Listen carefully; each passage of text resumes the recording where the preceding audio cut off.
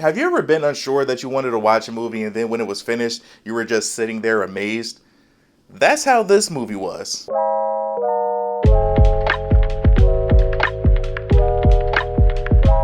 Man, if I didn't have such bad luck and if I didn't care about my life as much as I do, I would be ordering a motorcycle right now. The Bikeriders is a movie that I saw the trailer a few months ago and I thought that it looked cool, but I wasn't really excited to see it. Like, even when I woke up this morning, I didn't sleep that well last night, and it's 99 degrees in Virginia right now, but I still decided to go. But after watching this movie, I'm really glad that I did. The movie stars Jodie Comer, who I feel like I've never heard of before, but she plays Kathy, and she was so good in this movie. Like, I loved that voice that she was doing the entire movie. Even though her character was a complete idiot, she was great in this movie. I thought all the characters and all the actors, they were all great. Austin Butler plays the biker bad boy Benny, and Austin is one of the dreamy guys in Hollywood that all the women are thirsting over. And I've seen a couple of his interviews, and I can't lie, he seems like a really cool guy. But again, Austin was great in this movie and he's been killing it in Hollywood. I mean, just a few years ago, he was starring as Elvis. And then just a few months ago, he was the big bad guy in Doom 2. And then you got my guy, Tom Hardy, who plays Johnny, who's the leader of the Vandals Motorcycle Club. And what is there to say about this guy?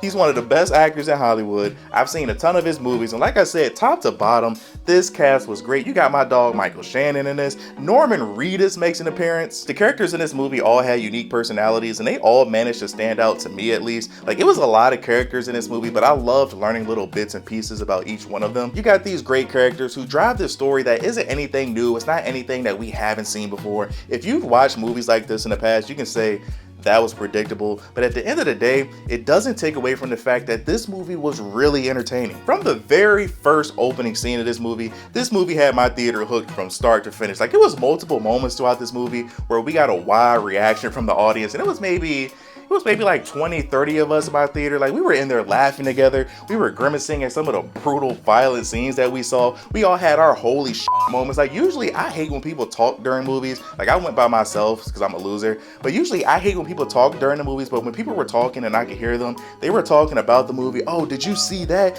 Oh my God, this is about to happen. Did you notice that this happened? Like, from start to finish, this movie had my entire theater hooked from the very beginning. And it wasn't any moments in this movie that I felt like it dragged. Like, it wasn't any like dull moments in this movie. The director of this is Jeff Nichols, and this was the first movie that I've seen from him, and I love the style in which he shot this movie. The way they used subtle humor in this was perfect to me. Like, almost every joke landed in my opinion, but he also managed to have these serious and deep moments where the characters will open up and he would show that they're more than just these stupid, drunk, angry bikers. Like, for one character, he opens up about his relationship with his brother and he talks about how he wants to join the military, and as he's going and he's telling his story, you really start to feel for the guy. And for this being the first movie that I've seen from the director Jeff, I can say that he did make a fan out of me, but I might be a little bit biased because a lot of moments in this movie felt very Scorsese-ish, if that makes sense. Like, it seemed like it had a very heavy influence of Martin Scorsese. If you watched any Martin movie, you know the style that he generally uses. Like I said, the opening scene of this film was great, and as soon as that opening part was over, the immediate first thought that I thought of